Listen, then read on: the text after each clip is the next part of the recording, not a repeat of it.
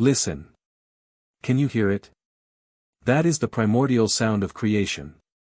Before there was light, before there was gravity, before there was the crushing weight of your Tuesday afternoon to-do list, there was the water. And it was hot. And it was salted. We often look up at the stars, twinkling like scattered grains of parmesan across the velvet tablecloth of the night sky, and we ask ourselves, what holds it all together? Today, we are not looking for answers in the cold, hard math of science, but rather in the warm, al dente embrace of the truth. Sit back. Unclench your jaw. Let your thoughts soften like dry vermicelli dropped into a rolling boil. Hello, friends, travelers, and fellow starch children. Welcome back to Touched by His Noodly Appendage. I am your narrator, a humble servant of the sauce, here to guide you through the gluten-free intolerance of modern existence. Today, we are venturing into deep theological waters, salted, of course. We are bypassing the pirates, ignoring the beer volcanoes, and looking right past the colanders. We are here to discuss the very fabric of reality itself. You have heard of string theory, yes? The scientific notion that the universe is made of tiny, vibrating strings? Well, science is close, but as usual, they've missed the lunch bell. It isn't string theory, my friends. It is Linguine Theory. Is the universe expanding, or is it just swelling because it's been left in the water too long? Let us unravel the cosmos together. To understand where we are going, we must understand where we came from. Mainstream scientists, bless their sauceless hearts, speak of the Big Bang. They imagine a violent explosion, a chaotic expansion of matter. But the flying spaghetti monster does not explode, he simmers. Pastafarian cosmologists now believe in the Big Boil. Imagine, if you will, the universe before time began. A vast, empty pot. Cold. Metallic. Lonely. Then, the great stovetop of eternity was clicked on. A spark. A flame. The water of existence began to agitate it. Bubbles formed, galaxies, nebulae, black holes, rising to the surface of the cosmic soup. This wasn't a violent bang, but a rolling, rhythmic boil. This theory explains why galaxies spiral, they are merely caught in the convection currents of the divine pot. When you look at the Milky Way, you aren't seeing random stars. You are seeing the starchy residue left behind as the universe thickens. We are not drifting apart in a cold void, we are reducing. We are becoming a glaze. A cosmic reduction sauce of consciousness. Doesn't that feel better? You aren't small and insignificant, you are a crucial ingredient in a sauce that has been simmering for 14 billion years. You are practically a delicacy. Now, let us address the geometry of our reality. String theory suggests that subatomic particles are actually one-dimensional strings. But have you ever tried to eat soup with a one-dimensional string? It's impossible. It slips right off the spoon. Linguine theory proposes something far more elegant, the infinite strand. This theological postulate suggests that there are no individual people, no individual trees, no individual wombats. There is only one, single, infinitely long noodle, looped and tangled upon itself so many times that it creates the illusion of separate objects. Think about it. When you shake hands with a neighbor, you are merely one loop of the noodle touching another loop of the same noodle. We are all the same carbohydrate, woven into a complex macrame of existence. This explains empathy. This explains why, when you see someone stub their toe, you wince. It is because, deep down, in the subatomic durum wheat of your soul, you know that it is your toe, because it is all the same pasta.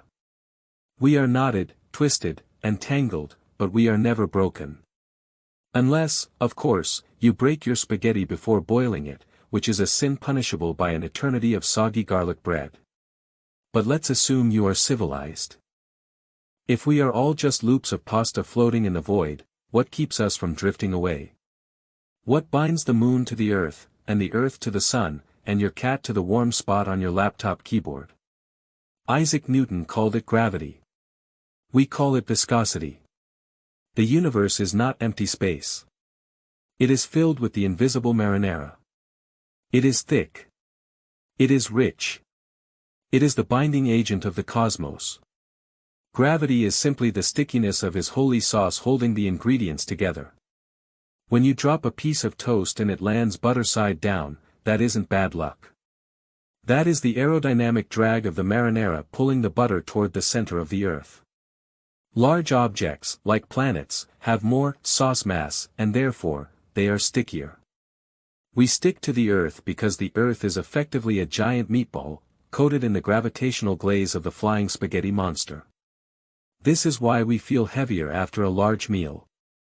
We have increased our internal viscosity, thereby becoming more in tune with the fundamental forces of the universe. To diet is to defy gravity.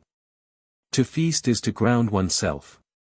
Remember that the next time someone suggests a salad has no gravity. A salad floats away in the wind. Be the meatball. Stay grounded. Every light has a shadow. Every noodle has a sauce. And for every particle of matter, there is antipasto. Scientists call it antimatter. They say if matter and antimatter touch, they annihilate each other. We pastafarians know the truth. If pasta and antipasto touch, you simply have a very good start to a 3-course meal. However, there is a darker force at play. Dark energy. The force that pushes the universe apart. We identify this as the gluten-free void. It is the absence of structure. It is the force of textureless disappointment. It tries to separate us, to make the sauce runny, to make the noodles clump in unappealing ways. But fear not. For while the gluten-free void is vast, the noodly appendage is vaster. We combat the void not with weapons, but with starch. By consuming complex carbohydrates, we generate a spiritual density that repels the nothingness. We are anchors of reality. So, when you feel empty, when you feel the existential dread creeping in like a draft under the door, it is likely just a deficiency of antipasto. You need olives. You need cured meats. You need a nice artichoke heart. Balance the equation of your soul. Finally, we must ask, where is this all going? If the universe is a pot, and we are the pasta, and gravity is the sauce, when is dinner served? This brings us to the eschatology of the fork. Some religions fear the end of days. They fear judgment. We pastafarians look forward to the great twirling. We believe that at the end of time, a celestial fork will descend from the heavens. It will not spear us, that would be rude.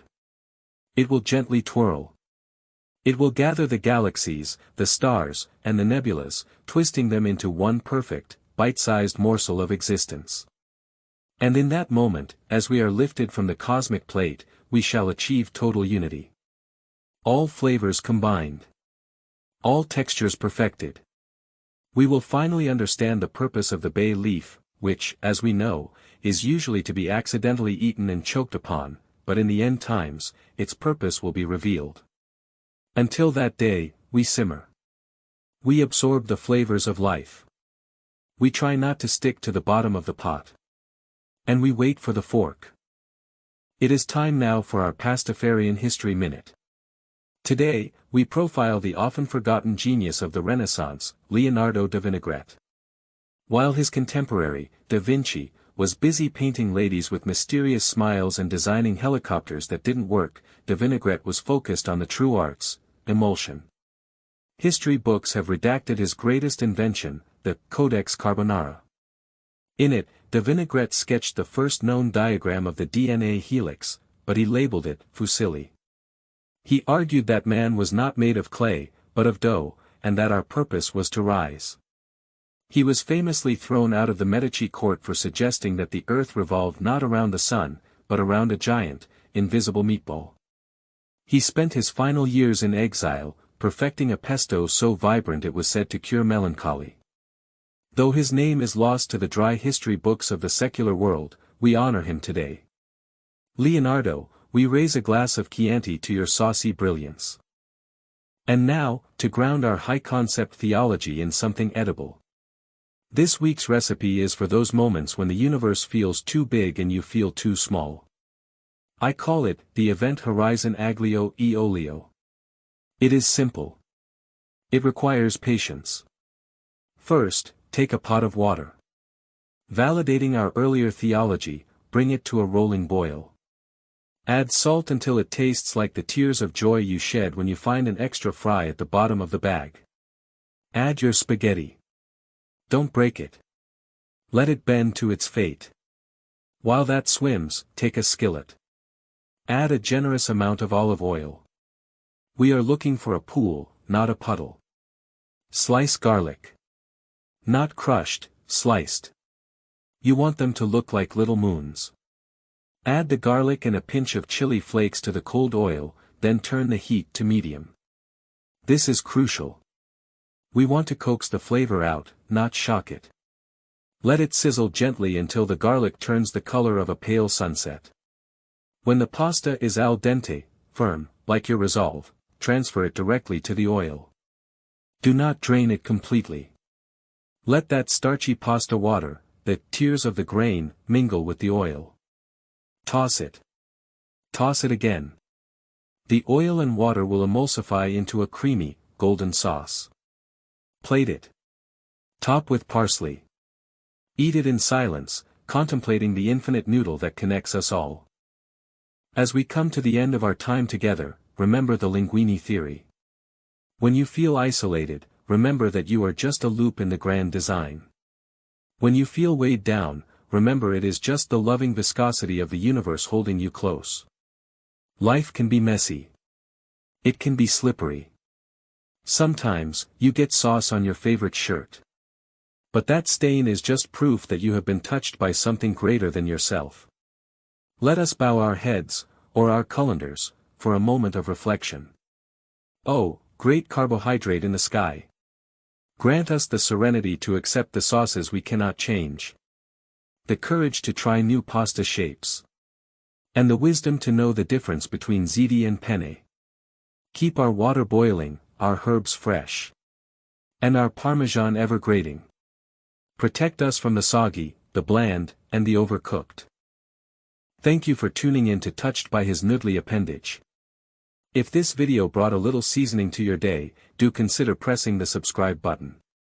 It is a small click for you, but a giant leap for the algorithm. Until next time, keep your water salted and your mind open. May you be touched by His Noodly Appendage. Ramen.